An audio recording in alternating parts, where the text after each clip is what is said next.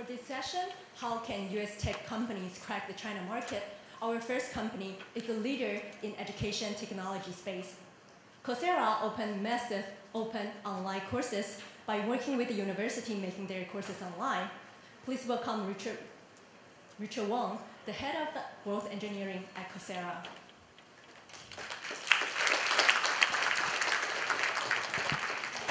All right, Coursera is an education platform that provides open online education for everyone. So we get courses from top universities in the world and then allow our learners to learn the courses on our platform. Next one. So if you really think about the way that, to summarize this statement, it's about learning at scale. So today we already have like 14 million learners from over 200 countries. They are taking over 1,000 courses offered by over like hundreds of our partners. And collectively, what it means, right? It means that we have like 13,000 years of video watched by our learners and over 2 million completions of courses. That is the scale that we are talking about. So put it into perspective on China, so we'll go and take a deeper dive into that. So first of all, let's talk about like why China. So to start with, actually is simply our mission statement. Our mission statement is about universal access to the world's best education. With 650 million internet users in the world, if we exclude our learners in China, we do not fulfill our mission. But on top of that, if you really think about the kind of learners that really are interested and attracted to our platform, we are also seeing explosive growth. In 2014, last year, we have seen over 200% of growth from China. So that is the kind of scale we're talking about on the learners' demand. Except for learners' demand, we also will think about the kind of social impact that one will bring into China. So a lot of people who are familiar with the situation or employment situation in China probably is aware of this fact. Only about 30% of university graduates secure a job before their graduation. But on the other hand, according to a McKinsey study, by 2020, there will be a shortage of 24 million skilled professionals in China. So if you don't bridge this skill gap, this is going to cost $250 billion, right, to the economy over there. So we believe Coursera is in the right position and has the kind of content that can actually help to bridge a skill gap.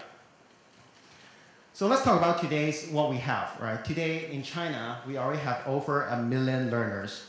In order for us to serve our learners better, there are a few approaches that we have been taking, including on content, localization, site performance, and discoverability. So let's start from content.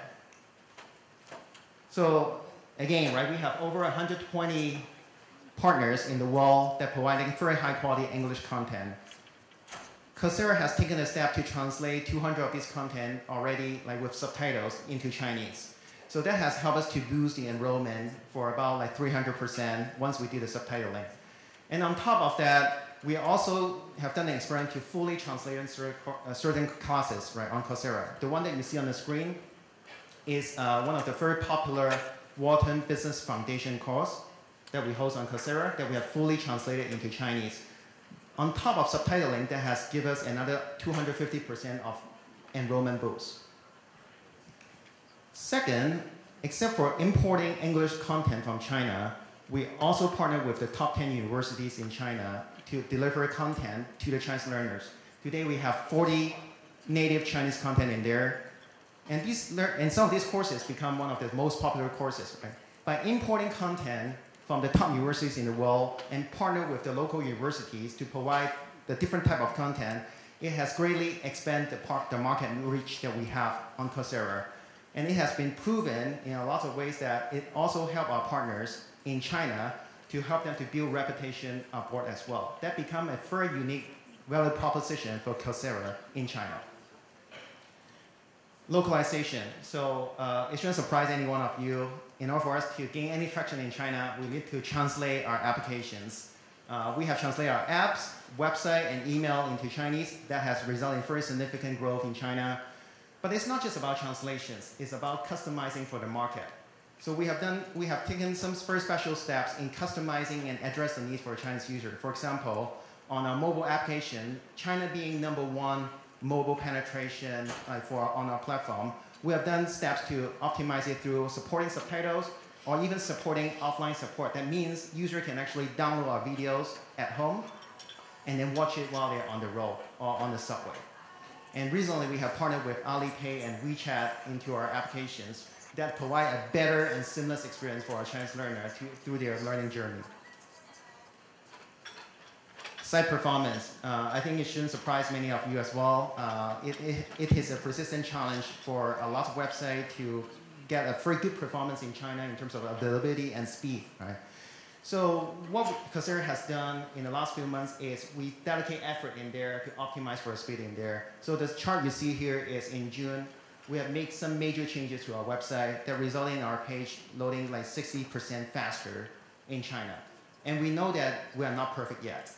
We continue to improve the innovations and technology in there to make the experience in China even better for our learners. And having said all these things about what we have done on product side, marketing is definitely an important factor as well. In the United States, a lot of people get to know about our product through Facebook and Google. But in China, obviously, these are not possible ways. So we have the strategy that we've taken in there is to partner with like the local providers, including NetEase and Gawker. They have referred a lot of traffic to our website, and that help us to acquire a lot of learners. And separately, we have just recently started on bootstrapping the social media channels like Weibo and WeChat. We have a team on the ground in Shanghai that help us to manage the social media. That will continue to allow us to increase our brand awareness and improve the engagement with our learners. And today I also want to share some very special recent improvement or project that we have been working on. So we have just recently launched a new native Chinese specialization by partnering with the Peking University. And even more exciting part is we have first-time source a local Chinese leader, Tencent, to work with us on this project.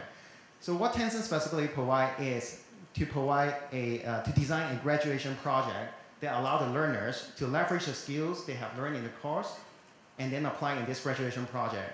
And the learners will have a chance to actually work with the Tencent engineers in there and even have a chance to like get a prize and possible internship, right, for the top performers. So at this point, I've shared a lot of knowledge about what we have gone through, but I want to do a quick summary on this. Definitely do localize your product, right? Whatever it means for localization for your product, you need to spend time in there. A lot of people in China is fluent in English, but if you localize your product and content in Chinese, it will help you to gain much more traction. Leverage the local partnership. And of course, offer a product, right? Like Coursera, we have a very unique value proposition that allows us to be, that does not allow our competitors to easily replicate. And don't assume your technical infrastructure will work the same way in China versus outside of China. Don't underestimate the effort. It requires your whole company to dedicate a lot of energy and effort to be successful in China. And finally, don't give up. If you give up, you lose a lot of great opportunities that is possible for you. So Coursera has been executing using this principle in the last 2-3 years. We have seen very good early results. We're excited to share more updates in the future to all of you again. Thank you.